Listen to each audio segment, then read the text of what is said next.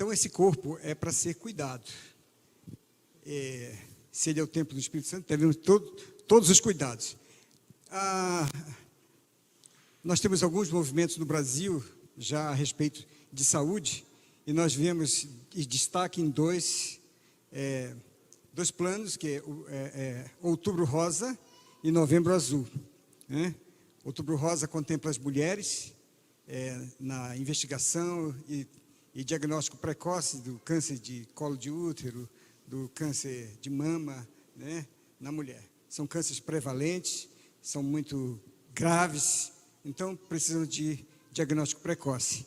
E os homens, a gente foca muito na próstata, porque é um dos cânceres que mais mata no Brasil e no mundo. Então, não estranhemos conversarmos a respeito do assunto. Eu vou sair do foco para que a gente aproveite o que a Sociedade Brasileira de Urologia já se preocupou em fazer de forma concisa, para que todos nós nos conscientizemos da necessidade de estarmos em busca da nossa saúde, e o urologista é um médico que pode gerenciar a sua saúde em geral. Então, você sabia? Vamos apagar essas luzes aí, senão lá no fundo não enxerga isso. Você sabia que o homem vive 7 anos menos que a mulher? Olha só. A razão disso aí é bem simples. Os homens são medrosos mesmo. Os homens não vão ao médico com medo. Mas as mulheres são muito corajosas. Eu até brinco. Eu brinco que o homem foi criado e o diabo nem deu confiança. E a mulher, quando foi criada, o diabo deu confiança e foi conversar com ela. E a mulher é corajosa, conversou com o diabo. Então, a gente brinca com isso, mas de uma forma, é só para aliviar em torno da jocosidade, mas não tem o sentido. Mas as mulheres são corajosas mesmo, são muito mais corajosas que os homens. As mulheres são muito mais destemidas em relação às coisas que envolvem a sua saúde. Então, essa é uma constatação que o homem vive 7 anos menos que a mulher. Próximo. E que muitas causas das mortes masculinas, elas são totalmente preveníveis. Muitas delas as mulheres estão encaixadas aí, mas também, basicamente, nós queremos mostrar para os homens. As primeiras causas de morte nos homens são as cardiovasculares. É o AVC, em outras palavras, é acidente vascular cerebral ou o famoso derrame. E infarto agudo do miocárdio. O infarto está muito ligado a uma genética familiar, mas o AVC está muito ligado à hipertensão arterial, que é uma doença prevalente na população do mundo. 40% das pessoas do mundo são hipertensas. E como a hipertensão não dói, você não toma remédio. Como diabetes não dói, você também não toma remédio. Então, você acredita que os efeitos maléficos da doença não vão te trazer prejuízos para a sua vida, mas vão trazer prejuízos para a sua vida e você pode morrer. Então, muito precocemente. As primeiras causas, então, é o AVC e infarto agudo do miocárdio. Em segundo lugar, vem as neoplasias, que são os cânceres de pulmão, em primeiro plano, de próstata e de intestino, nessa linha. Nós vimos que o câncer de pulmão tem diminuído, muito importante no mundo, porque o cigarro foi realmente muito combatido e o tabagismo, no mundo inteiro caiu muito o consumo de cigarro. Mas o câncer de próstata também tem a ver muito dessas coisas que são uma somação de tudo que a gente faz, de tudo que a gente come e de tudo que nós somos. Próximo.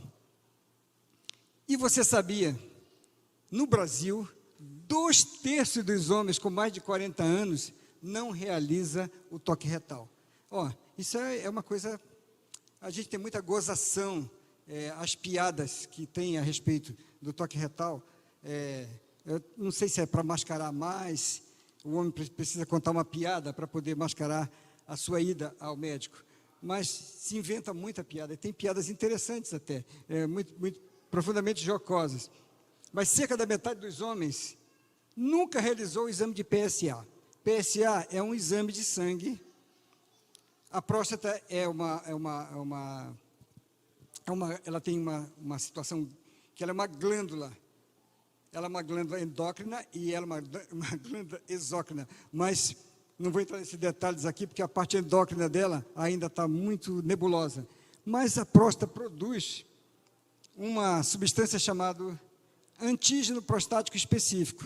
É um marcador que nós usamos como marcador tumoral, apesar de não ser um marcador perfeito, mas é o melhor que nós temos no mundo ainda hoje para o diagnóstico de câncer de próstata.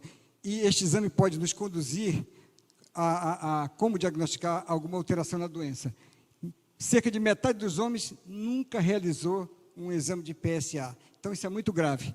2/3 dos homens com mais de 40 anos nunca fez um toque retal e cerca de metade não fez um exame de PSA. Próximo. Saúde também é papo de homem e, por isso, como que um urologista pode lhe ajudar? Existem outras doenças na próstata que não o câncer. Nós temos as prostatites, que são as infecções, e nós temos a hiperplasia benigna da próstata. Nós operamos muito mais pacientes por hiperplasia benigna da próstata, que ela leva à obstrução da urina, mas não é câncer. Nós operamos muito mais essa patologia do que o câncer. Mas nós focamos o câncer porque o câncer é algo grave, que rouba a vida. A hiperplasia de próstata, ela pode trazer grandes prejuízos à função renal do paciente, pode lesar os rins e a bexiga pela obstrução, mas ela não é mortal como é o câncer. Então, nós temos, em urologia, nós temos as pedras, os cálculos urinários, os cálculos que se fazem dentro do rim, que progridem pelo ureter e para a bexiga e formam pedras que fazem obstruções. Nós temos os problemas hormonais dos homens. Os homens também andropausam, a mulher menopausa e os homens andropausam. E nunca se ligou para essa fase do homem em relação à andropausa, mas, ultimamente, nós temos dado muita importância, porque muitos homens perdem a testosterona que ele produz, começa a cair muito cedo. E muitos homens têm graves dificuldades nos problemas hormonais. E os problemas hormonais do homem podem gerar hipertensão arterial, pode gerar depressão, queda de pelos, queda de desejo sexual. Então, é muita coisa que os hormônios podem fazer, alterando a função prostática. A disfunção erétil, né? É uma afecção dos homens, e o urologista está pronto para ajudar.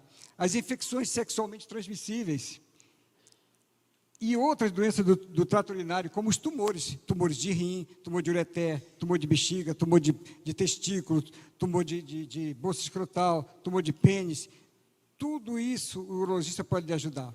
Então, os urologistas também fazem avaliação da fertilidade, né? Homens que não conseguem ter filhos, também nós ajudamos os adolescentes no seu desenvolvimento, no início da vida sexual, por exemplo, e prevenção das doenças sexualmente transmissíveis. Na realidade, o urologista pode fazer um gerenciamento da sua saúde em geral. Nós diagnosticamos muitas patologias do consultório que às vezes não são da nossa especialidade, mas nós encaminhamos os pacientes para os especialistas tratarem. Próximo. Mas os homens ainda falam muito pouco da saúde. Próximo. Mas por que os homens fogem do exame da próstata? Qual a razão? Ali a gente fixa a imagem aqui de um grande herói, né? Possivelmente tem uma asinha ali, mas não tem. Falta de prioridade com a saúde. Os homens não colocam prioridade na sua saúde.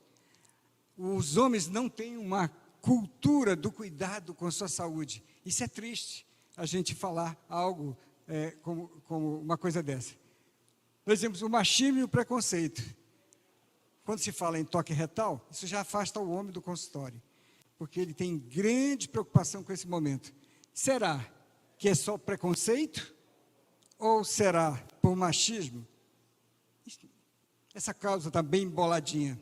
Mas o homem tem muito medo de sentir dor. Nós sabemos disso. Os homens têm muito medo que se possa achar algo. Os homens têm uma síndrome de super-herói. Ele acha que, no momento que fizer o diagnóstico, ele vai sair daquela situação. E eu quero dizer que essa síndrome de super-herói não vale nada. Porque quando você recebe um diagnóstico de câncer de próstata, você fica bem pequenininho. você vai para o chão, você vai para o fundo do poço. Mas também isso é muita desorganização e desleixo mesmo com a saúde. Isso é muito triste. Se você tem consciência que seu corpo é templo do Espírito Santo, você não pode ser desleixado com o seu corpo.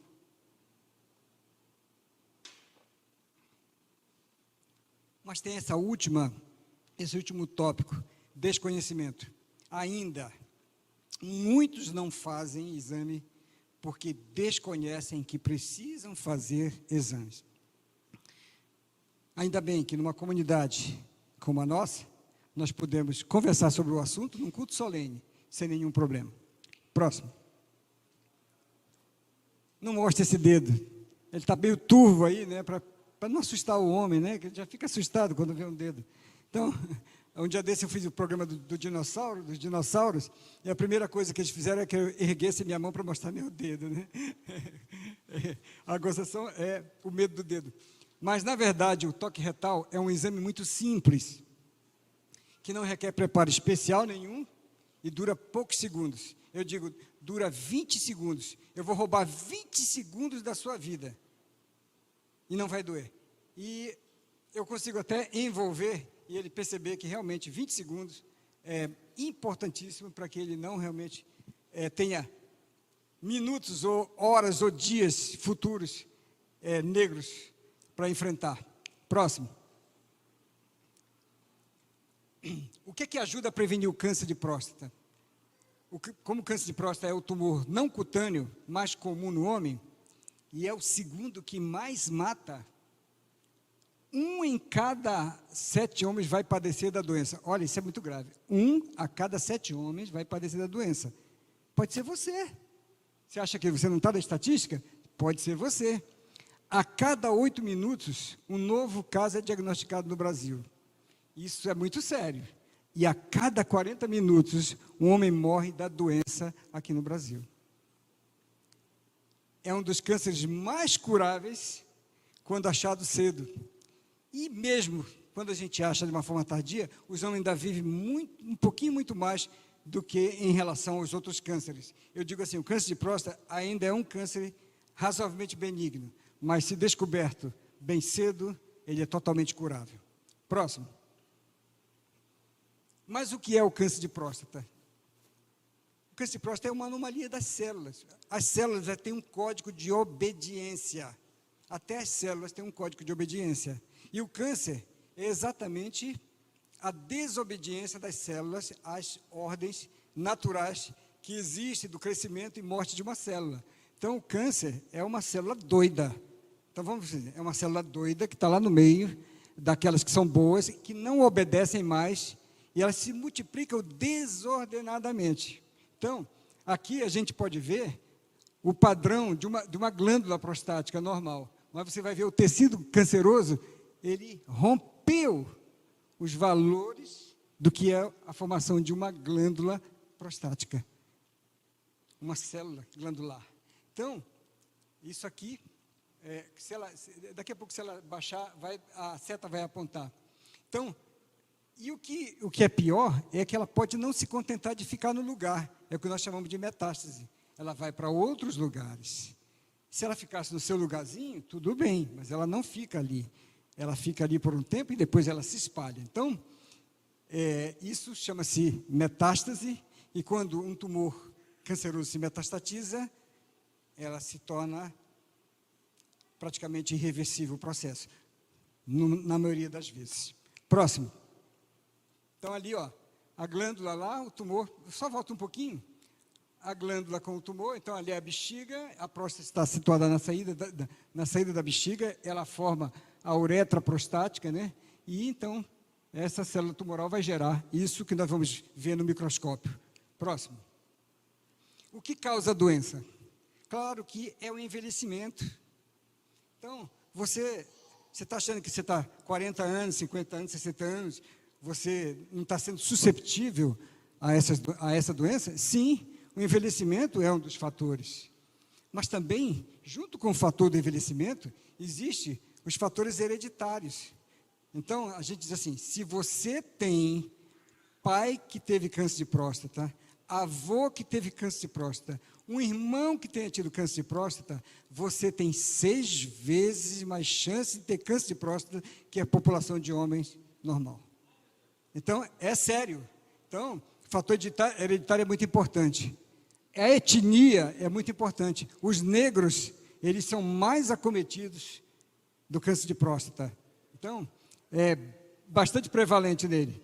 Os fatores hormonais, que nós estamos chamando a atenção, que a partir de 40 anos os homens começam a perder 10% da sua produção de testosterona, eles vão provocar desbalanço hormonal e nós podemos ter o desenvolvimento do câncer de próstata. As infecções.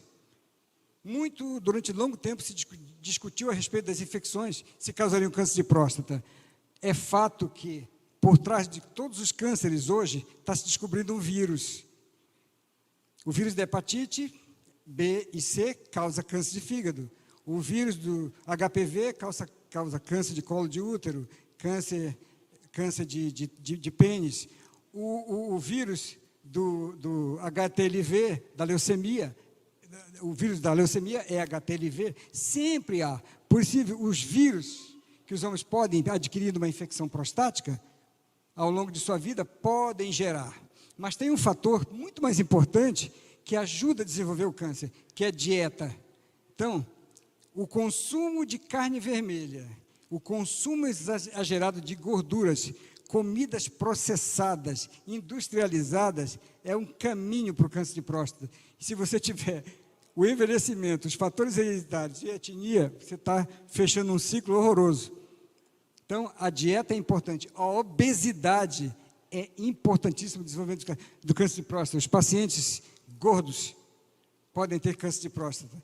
O Dr. Eric Vuclaves, que era o presidente da Sociedade Brasileira de Urologia, e ele morreu de câncer de próstata, mas ele pesava 160 quilos, né? Então, o câncer ele não quer saber se você é médico ou não, se você é urologista ou não, ele atinge a todos. Aí, esse aqui, pouco sol, é uma pergunta. Está nebuloso esse fato aí, porque o sol, a vitamina D hoje, ela é considerada como um hormônio, está se estudando hoje como um hormônio. Ela não serve só para os ossos, mas ela está no sistema imune e também ela, estando baixa, ela favorece o desbalanceamento da testosterona. Então, leva a um problema hormonal. Então, a vitamina D está sendo estudada agora, está saindo essas ideias, e por isso que ainda a sociedade está colocando um ponto de interrogação, mas deve estar no caminho essa ideia. Próximo. Quais são os sintomas? Ora, normalmente o câncer de próstata não dá sintoma. Na fase inicial não dá, mas numa fase bem adiantada, ele vai dar sintoma. Aí, quais são? Dificuldade de urinar, demora para começar a urinar, demora para acabar, né? Tem sangue na urina, tem sangue no esperma, né?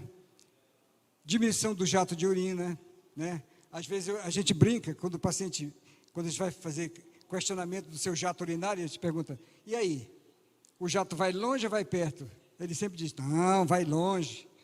Está grosso ou está fino o calibre? Não, está grosso. O cara está com 70 anos, com uma próstata de 40 gramas, a gente já sabe o tamanho que já mediu. Isso não é uma verdade, não. Ó, quando eu era jovem, eu escrevia meu nome com uma mijada, né? Hoje eu não faço V, né? Então, é assim, envelheceu, não vai colocar o jato lá longe mais, não. Ele vai encurtar. E isso, no câncer de próstata e no adenoma de próstata, que é o tumor benigno, também eles dão sintomas parecidos. Por isso, precisa da atuação do médico para descobrir isso. Necessidade de urinar mais vezes de noite. O cara já não consegue dormir de noite, uma noite inteira. Tem que levantar 3, 4 vezes para urinar. E muitos têm dificuldade de conciliar o sono quando voltam do banheiro. Então, tem dificuldade de dormir, tem um dia péssimo no dia seguinte. Próximo. Dores ósseas. Imagine um paciente de 60, 70 anos com dores ósseas que não tinham.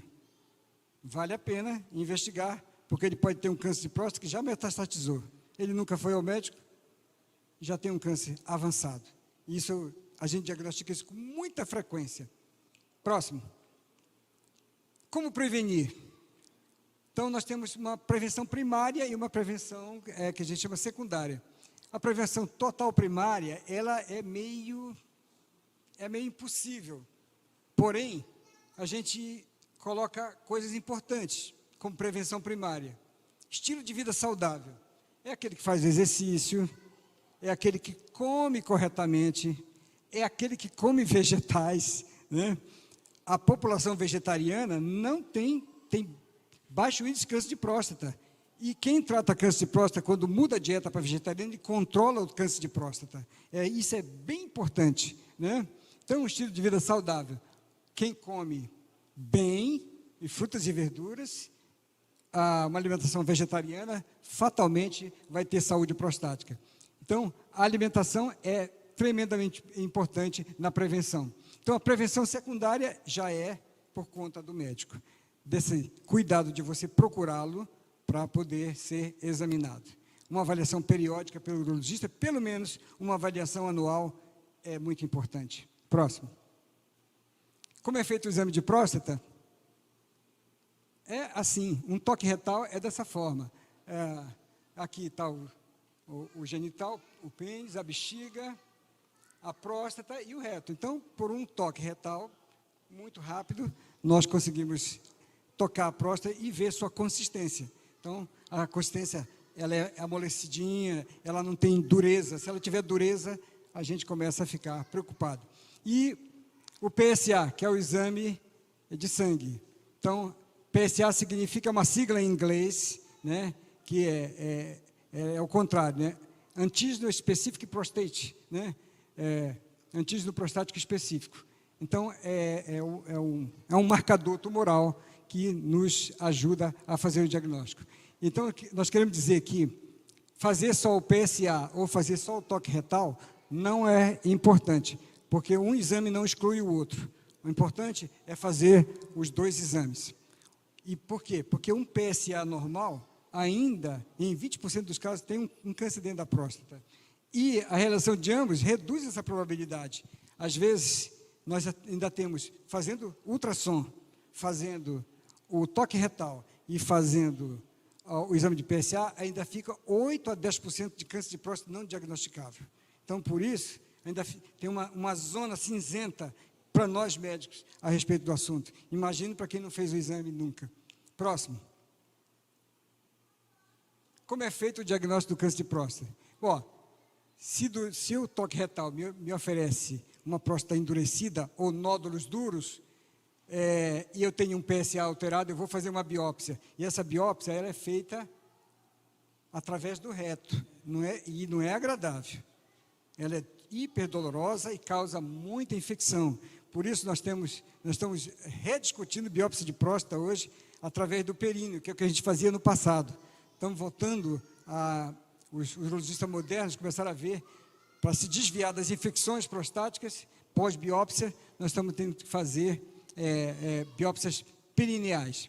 Então, um PSA confirmatório, e quando nós precisamos acurar o nosso diagnóstico, nós fazemos a ressonância magnética multiparamétrica, que vai mostrar os grupos celulares com maior nitidez e onde a gente vai ter que biopsiar. Então, a ressonância magnética e biópsia de próstata serão a forma que nós fazemos o diagnóstico do câncer de próstata. Próximo. Como se maneja o câncer de próstata? Duas formas. Se eu tenho um câncer de próstata que eu toquei, uma próstata que não é dura, ela é uma próstata ainda, por todas as características benignas, mas eu tenho um PSA discretamente elevado, eu posso, junto com o paciente, propor a fazer vigilância ativa, porque há tumores na próstata que não vão se manifestar. Então, é preciso coragem do paciente de fazer uma vigilância ativa, né? Ficar observando, fazendo PSA trimestral e, às vezes, tendo que fazer uma biópsia anual no segmento desse tumor. Eu tenho vários pacientes que tiveram coragem, e a gente está há 5, 6 anos acompanhando e o tumor está lá, quietinho. A gente não sabe se ele vai se manifestar. Então, não é todo tumor que vai se manifestar.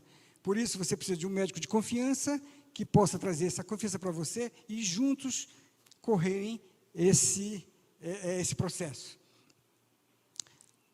Se eu diagnostico o tumor, eu vou oferecer a cirurgia.